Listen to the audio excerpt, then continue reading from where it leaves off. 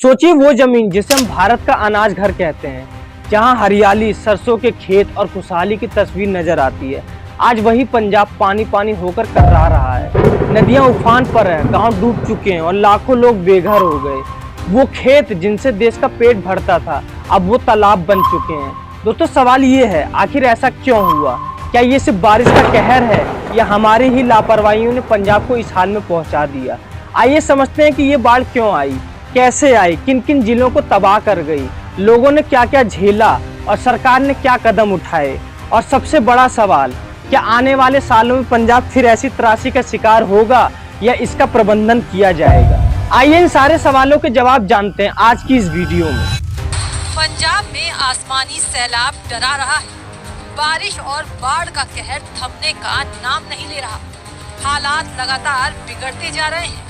राज्य के सभी जिले बाढ़ से त्राहिमाम कर रहे हैं। Punjab is facing its worst flood.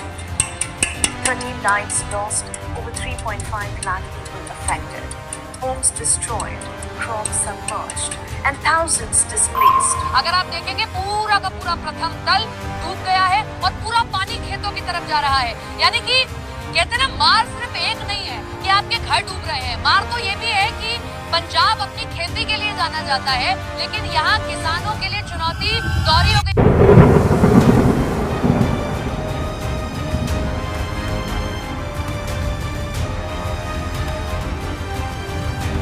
दोस्तों, अगस्त 2025 का महीना पंजाब के लिए एक ऐतिहासिक और दुखद समय लेकर आया। इस साल अगस्त में पंजाब में 253 मिलीमीटर से ज्यादा बारिश हुई, जो नॉर्मल से लगभग 74% ज्यादा थी।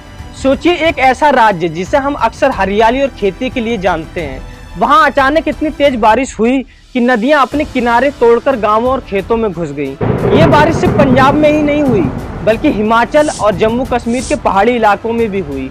और जब वहां की नदियों में पानी बढ़ा तो उसका सीधा असर पंजाब पर पड़ा। सतलुज, ब्यास और रावी जैसी बड़ी नदियां उफान पर आ गई। साथ ही भाखड़ा, पोंग और रणजीत सागर जैसे बड़े डैम जब अपनी क्षमता तक भर गए तो मजबूरी में उनसे पानी छोड़ा गया और यही पानी नीचे आकर गांवों में तबाही मचाने लगा। लेकिन दोस्तों, ये बाढ़ सिर्फ प्रकृति की मार नहीं थी, बल्कि इंसानी लापरवाहियों का नतीजा भी थी। क्योंकि पंजाब में सालों से नालों की सफाई ठीक से नहीं हुई और नदियों के किनारों पर बस्तियां निर्माण होते रहे, जिससे पानी का प्राकृतिक रास्ता बंद हो गया।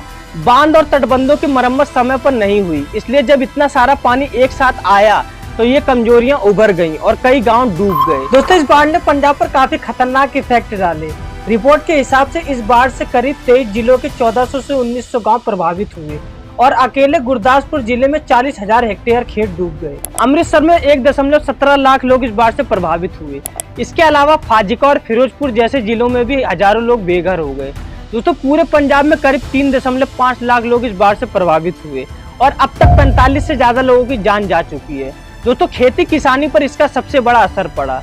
लगभग 1.5 लाख हेक्टेयर फसलें नष्ट हो गईं, जिसमें धान, गन्ना और सब्जियों जैसी मुख्य फसलें शामिल थीं।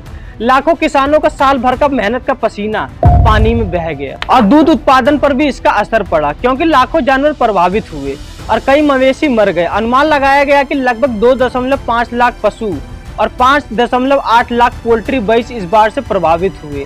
दोस्तों, सरकार और प्रशासन ने एनडीआरएफ, सेना और स्थानीय पुलिस की मदद से राहत देने के कार्य शुरू किए और 20,000 से ज्यादा लोगों को सुरक्षित निकाला गया और लगभग 200 से ज्यादा राहत कैंप बनाए गए, जहां 6,000 से ज्यादा लोग शरण लिए हुए हैं।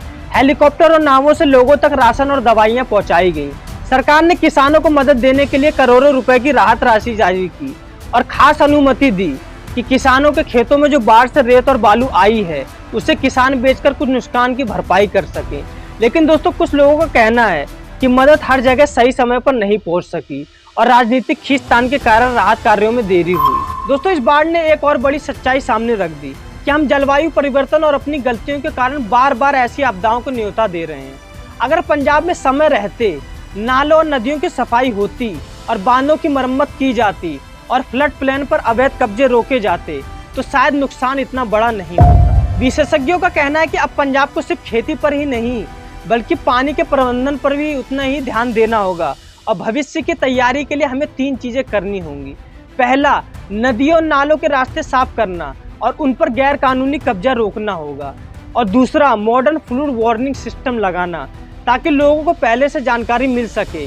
और तीसरा क्लाइमेट फ्रेंडली अर्बन प्लानिंग करना ताकि शहर और गांव दोनों पानी का दबाव झेल सके। मुझे उम्मीद है दोस्तों आज की वीडियो आपको पसंद आई होगी, इसलिए वीडियो को लाइक शेयर करें और चैनल को सब्सक्राइब करना ना भूलें और पंजाब के लिए प्रेयर जरूर करें।